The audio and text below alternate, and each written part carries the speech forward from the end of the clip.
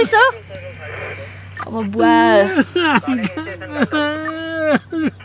अब त्यहाँ गएपछि हुन्छ कि हजुरले केही गर्नु पर्दैन बस्ने खाने तर कि त्यो आफैलाई रुन मन लागेको अवस्था पनि छ किन भन्दाखेरि अनि आश्रम जान्छु भन्दा सायद त्यो अब पीडाको आँसु पनि हुनसक्छ खुसीको आँसु पनि हुनसक्छ हामी बुवालाई अब आश्रम लाने नै छौँ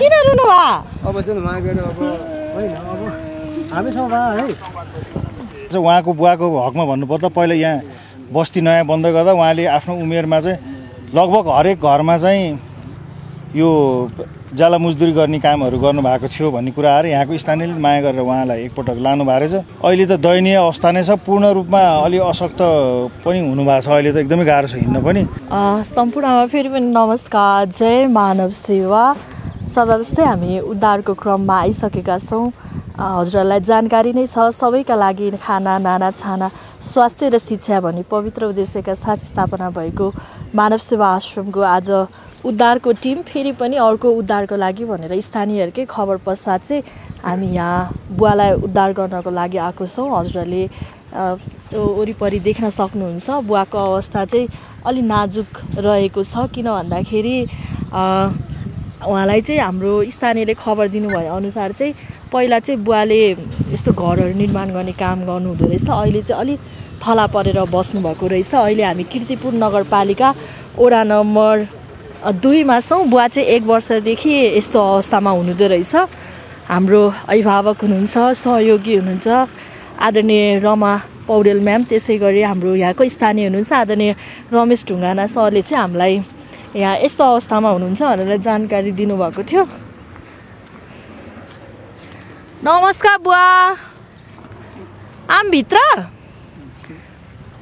आदरणीय रमा दिदीले नै हामीलाई बोलाउनु भएको दिदीले हामीलाई यसरी साथ र सहयोग पहिलेदेखि गर्दै आउनुभएको छ धेरै पटक दिदीले आफैले पनि उद्धार गरेर आश्रममा पनि लिएर आइदिनु भएको छ हामीलाई एकदम सहयोग गर्नुहुन्छ हाम्रो अभिभावक हुनुहुन्छ दिदी हजुरले यसो हजुरले नै जानकारी दिनुभयो भएर बुवा अनि खाना खानु भयो त खाना खानु भयो बुवा अहिले चाहिँ यहाँ देख्न सक्नुहुन्छ अलिअलि दिसा पिसाबको अब यो बाढी बर्खामा चाहिँ के हुन्छ दिदी यहाँ सबै धेरै ठुलो पानी पर्यो भने चाहिँ यहाँसम्म डुब्न आउँछ आएको थियो बुवा पानी यहाँ अस्तिको बाढीमा आएको थियो पानी यहाँसम्म आएको थियो है यो खाट कसले दियो त हजुरलाई काम गरेर ठाउँमा दिए त्यही त नि आउँछ डुब्छ पुरै डुब्छ अनि त्यस्तो मलाई त थाहा पनि थिएन यहाँ बुवा हुनुहुन्छ भनेर मलाई पनि यहाँ एकजना भाइले भन्नुभयो कि यहाँ बुवा यस्तो अवस्थामा हुनुहुन्छ भनेर उहाँ भाइलाई पनि अर्को एकजनाले भन्नुभएको रहेछ अनि उहाँको उद्धार गरेदेखि कल्याण हुन्थ्यो भनेर अनि भाइले चाहिँ अब मलाई के छ दिदी कीर्तिपुर नगरपालिकाले मानव सेवा आश्रमले चाहिँ अहिले अब हाम्रो डकुमेन्टेसनहरू बिना त हामी उद्धार गर्दैनौँ किन भन्दाखेरि पहिला चाहिँ हामीले यतिकै उद्धार गर्दाखेरि चाहिँ धेरै प्रब्लमहरू फेस गर्नु पर्यो हैन अब लिएर आइसकेपछि आमा बुवा बित्दिनुहुन्छ कहिलेकाहीँ आफ्नो अभावले भन्दा नि स्वभावले दुःख पाउने हिसाबले भाग्दिनुहुन्छ त्यसपछि आफन्तहरू पत्ता लगाएपछि चाहिँ के आधारमा उद्धार गर्यो भन्दा हामीसँग चाहिँ डकुमेन्ट चाहिँ हुनुपर्छ भनेर अहिले हामीले एकदमै फोकस गरिरहेका छौँ हामीलाई ओडाले हाम्रो प्रहरीहरूले डकुमेन्टको लागि कतिको सहयोग गरिदिनुहुन्छ सहयोग गर्नुहुन्छ राम्रै सहयोग गर्नुहुन्छ अघि पनि गएर भाइले भेटेर आएको प्रहरी पनि त अब आइसक्नु भयो हैन गर्नुहुन्छ सहयोग पुरा फुल्ली सहयोग गर्नुहुन्छ भनेपछि बुवा हजुर बोल्न चाहिँ अलिक कम सक्नुहुन्छ अनि बुवा हजुरको विवाह त्यस्तो केही भएको छ बुवालाई चाहिँ अब प्रश्न सोध्न पनि गाह्रो हुन्छ नरोइस बुवा अब दिजुले हजुरको बारेमा मानव सेवा आश्रमलाई हामीलाई भनेर हामी लिन आएको हो हामीसँग आश्रम जानुहुन्छ तपाईँ नरोइस अब बुवा अब त्यहाँ गएपछि हुन्छ कि हजुरले केही गर्नु पर्दैन बस्ने खाने तर कि त्यो आफैलाई रुन मन लागेको अवस्था पनि छ किन भन्दाखेरि अहिले हामीसँग हाम्रो वडा नम्बर 1 कै स्थानीय हुनुहुन्छ तीनबहादुर थापा नाम भन्नुभयो उहाँको घर चाहिँ कहाँ हो भन्ने कुरा हामीलाई जानकारी भएन योभन्दा पहिला पनि हामीले रमा आन्टीसँग समन्वय गरेर मानव सेवा आश्रममा नै एकजना मानसिक सन्तुलन ठिक नभएको मान्छेलाई चाहिँ त्यहाँ पुर्याएर उद्धार गरेका थियौँ।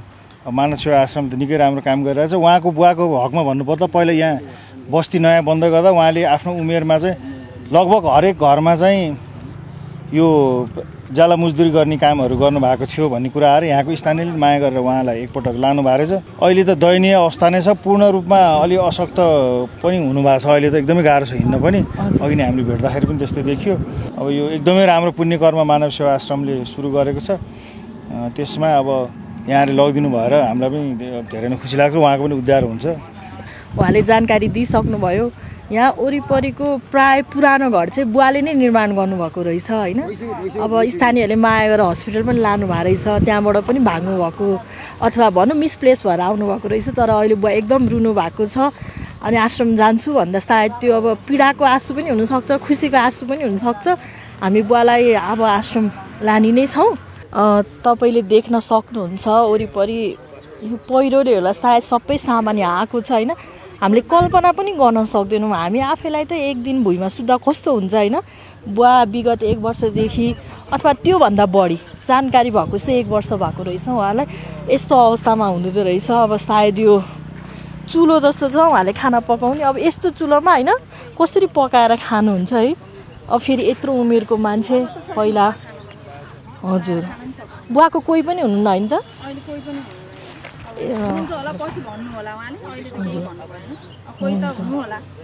उहाँको पक्कै पनि कोही भेटिनु भयो आफन्त भन्यो भने हाम्रो रेस्पोन्सिबिलिटी सुरुमा उहाँलाई त्यही पुर्याउने हुन्छ, नत्र भने आश्रममा नै बस्नुहुन्छ। ठाउँ चाहिँ यही रहेको छ।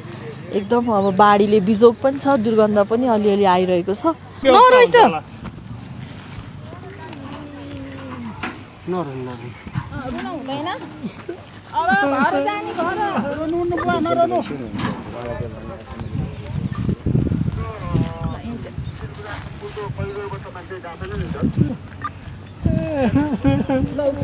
किन रुनु भा? अब चाहिँ मागेर अब होइन अब हामी छौँ है। के भयो? हामी तपाईँलाई भिजिट गराउँछौँ। हजुर अहिले हिँड्छ, हजुर अलिक तङ्ग्रिछ अनि हामी हजुरलाई अनि यही ठाउँमा फेरि लिएर आउँछौँ है बुवा। सक्छौँ त हाल्न?